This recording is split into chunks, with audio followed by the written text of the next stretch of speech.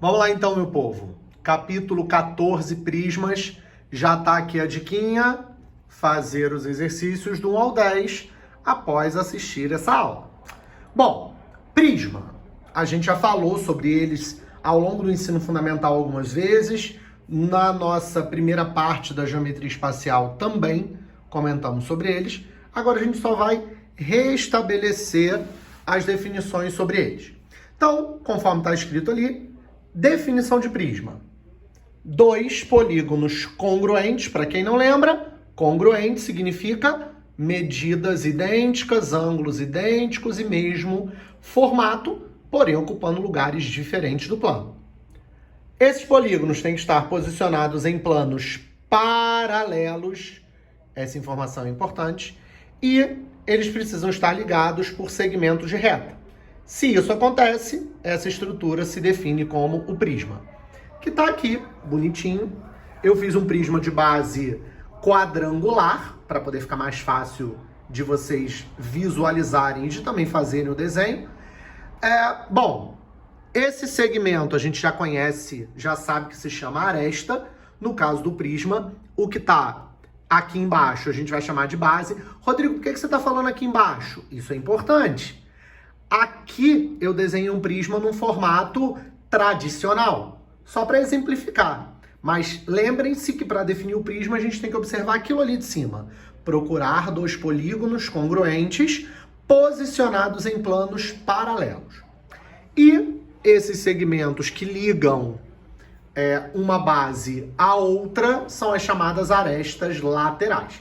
Essa é a definição básica do prisma, que existe em dois tipos. Ou o prisma ele é um prisma chamado reto. O que é isso, Rodrigo? É aquele em que as arestas laterais são perpendiculares às bases. Nesse caso, cada uma das laterais é um retângulo. Isso é importante para a gente poder depois calcular as áreas, conforme está ali do lado, e a gente já vai chegar. Porém, a gente tem o prisma oblíquo. Oblíquo, para quem não lembra, é sinônimo de inclinado. Então, o prisma inclinado, por motivações lógicas, é aquele em que as arestas laterais não são perpendiculares às bases. Nesse caso, as faces laterais ou serão retângulos ou serão paralelogramos. Mas, para a gente, em termos de área, tanto retângulo quanto paralelogramo não vai mudar. E por isso a gente pode definir aqui ao lado que, para fazer o cálculo da área da base de um prisma, é algo meio problemático. Por quê? Porque a gente não sabe qual é a base do prisma. A base de um prisma pode ser qualquer polígono. E aí fica a dica. Lembrem-se que, para calcular a área de polígono, a gente só precisa saber calcular de triângulo e de quadrilátero, porque qualquer polígono a gente vai conseguir dividir usando essas duas figuras apenas. Já as laterais, conforme eu disse aqui ao lado, como cada uma delas ou é um retângulo ou é um paralelogramo, para cada uma delas a gente vai fazer base vezes altura, nada muito grave. Lembrando que cálculo de área depende muito do contexto. Piscina, por exemplo, uma piscina de base retangular, ela não vai ter 6 faces. Por quê? Porque piscina não vai ter teto, não vai ter azulejo no teto da piscina e, portanto, há de se tomar um pouco de cuidado em relação a essa ideia de área dentro de cada contexto, observando aquilo que, de fato, faz parte da área.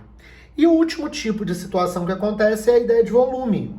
Volume, a gente já está cansadíssimo de saber, é dado pela área da base multiplicada pela altura do prisma. A gente usa S para definir como a superfície da base, a área da superfície dessa base. E é isso, minha gente. O nosso capítulo de prisma é resumido. Maiores aprofundamentos a gente tem lá na apostila. E lembrando, para o nosso próximo encontro, exercícios do 1 ao 10 do capítulo 14.